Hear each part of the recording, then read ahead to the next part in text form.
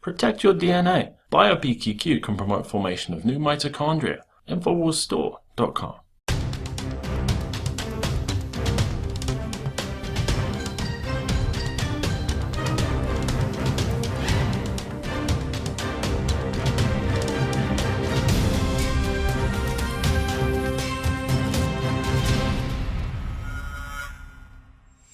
Welcome to the Infowars Nightly News. I'm David Knight, and it's Monday, April 13th, 2015.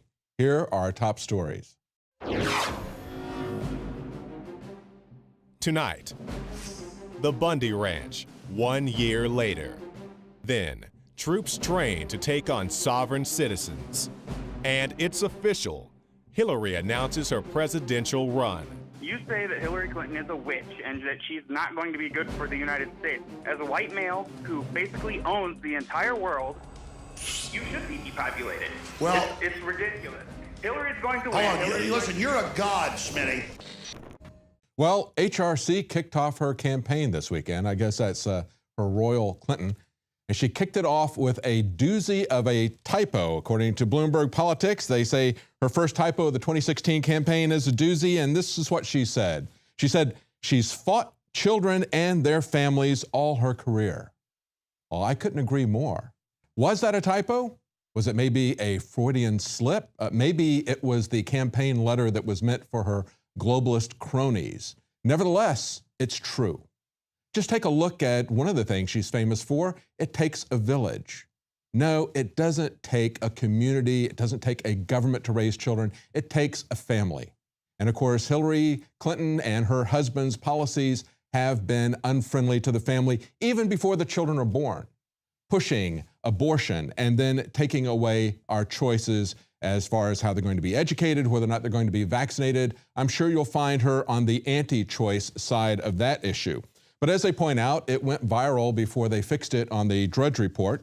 He pointed that out to everyone. Now, I think maybe her slogan that says, "Are you ready for Hillary?" Maybe that should be, "Are you ready for hypocrisy?"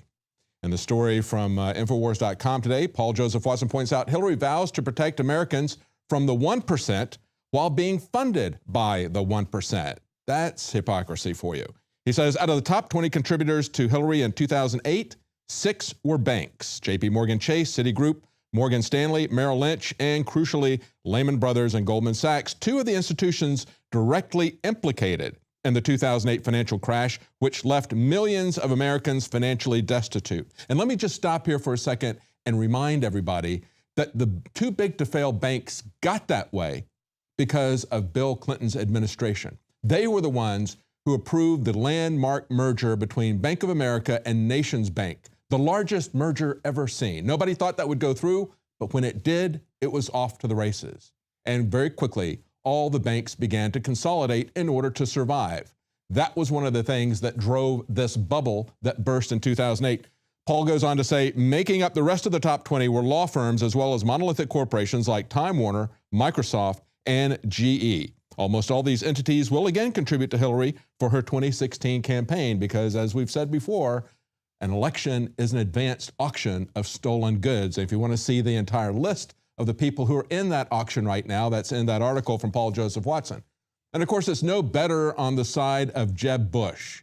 He spent this last weekend going before the NRA and touting his 6-pack of freedom. Well, before you can swallow that 6-pack of freedom, I think you need to down an entire 6-pack. No, it's absolute hypocrisy on his side as well. Listen to what he's trumpeting here before the NRA. He says, number 1, he passed a law while he was governor of Florida to make it easier for hunters and fishermen to register to vote. How does that affect our freedom in the Second Amendment? Then he goes on, number 2, a law establishing a baseline number of acres of public hunting land. Do you start to get the idea that Jeb Bush thinks the Second Amendment is about sporting? It's not about sporting. But even worse, he continues on. He says, a law prohibiting the confiscation of firearms following hurricanes. How about a law prohibiting the confiscation of firearms, period? Oh, that's right, we already have it. It's called the Second Amendment. Then he goes, number 4, a law to restrict non-law enforcement access to records on concealed carry licenses. Well, one of the reasons that law enforcement is keeping that information is because they have turned our rights into privileges, having us get a permit to carry guns. He goes on with number 5 and 6 are essentially the same thing. A law ensuring Florida citizens had the right to carry firearms for self-defense and other lawful purposes while in the national forests and state parks in Florida. Why would you limit it to that? That's not in the Constitution. That's not part of our God-given rights that are recognized by the Constitution. And then finally, in 6, he says, a law to assist men and women who are in the military in renewal of their concealed weapons and firearm licenses, because, you know, Jeb Bush is all about turning a right into a government-granted privilege. So much for his six-pack of freedom.